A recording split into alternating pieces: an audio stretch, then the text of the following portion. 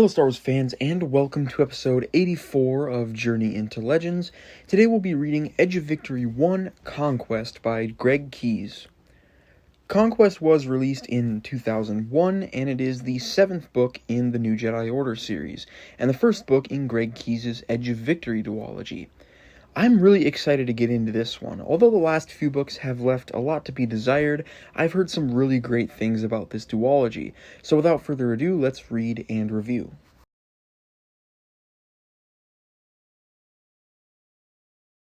So this book pretty much entirely takes place on Yavin 4, as after Savong Law's ultimatum in the previous book, the Peace Brigade show up to capture Jedi in preparation of the Yuuzhan Vong's arrival in the system.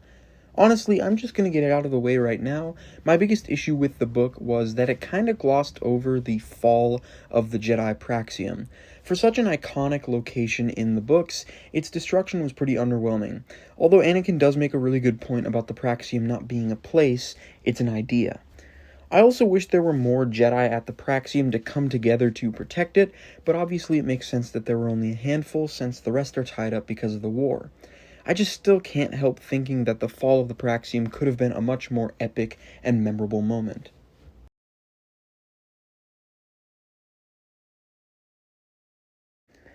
One of the best aspects of this book was the introduction of Yuuzhan Vong Shapers, who play the really unique role of creating the Vong biotech, as well as, in the case of Tahiri, experimenting on slaves. In this book, we meet Meijan Quad and Nen Yim, who are both fantastic characters. We're also introduced to the concept of heresy, but I'll talk a bit more about that later.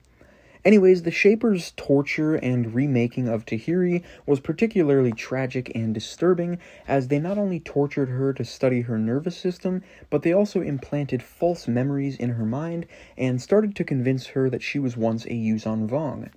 I'm really interested to see how this torture will continue to affect Tahiri in the future, whether it's the next book, possibly Star by Star, even as far as Legacy of the Force and Fate of the Jedi. I don't really know yet. Anyways, one of our Shapers, Meijan Quad, meets her end when she's arrested by the Yuuzhan Vong commander, admits to heresy, and is decapitated by Tahiri, which was a really epic moment.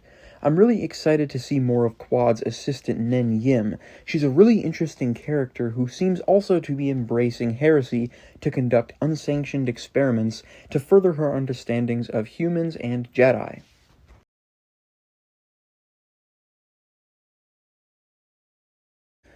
Easily my favorite aspect of this book was Anakin's kind of friendship with Vua Rapung, a shamed one, a really interesting concept that further fleshes out Yuuzhan Vong culture. Not only was Vua a great character and his interactions with Anakin were a lot of fun, but I really enjoyed the depth and development he was able to bring to the Yuuzhan Vong, who so far were only ever really portrayed as villains. Through him, we learn more about the Shamed Ones, the Yuuzhan Vong gods, and many more tenets of Yuuzhan Vong's society and religion. We also learn about heresy through Vua, and we learn that after a heretical affair with Meijan Quad, she used her Shaper skills to make Vua into a Shamed One. Vua's final stand was also absolutely epic, and the greater impact of his death among the Shamed Ones is something I'm really interested to see develop.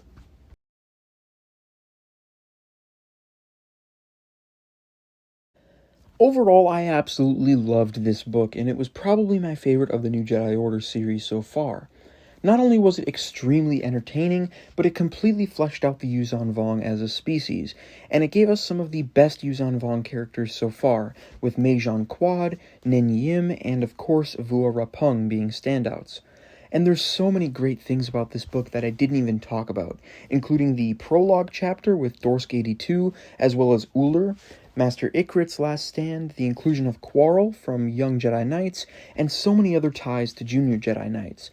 This book was also very short, and due to Greg Keyes' great writing, it was a very breezy read.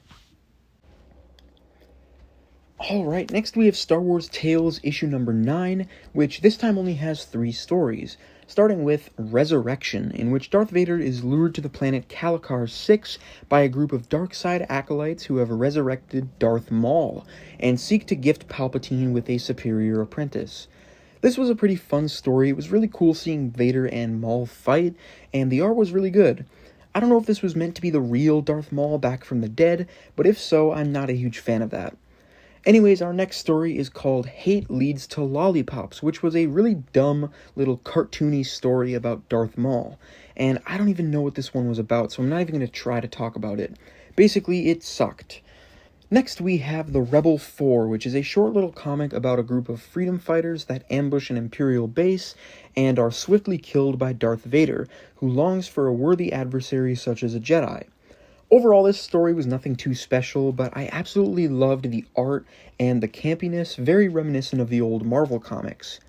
And that's Star Wars Tales issue number 9. I really enjoyed the first story with Vader and Maul, and the last story, so the middle one aside, this was a pretty decent issue. Anyways, thank you all for watching. Don't forget to like, comment, share, and subscribe, and stay tuned for my next video where we'll be continuing the Edge of Victory duology with Book 2, Rebirth. See ya.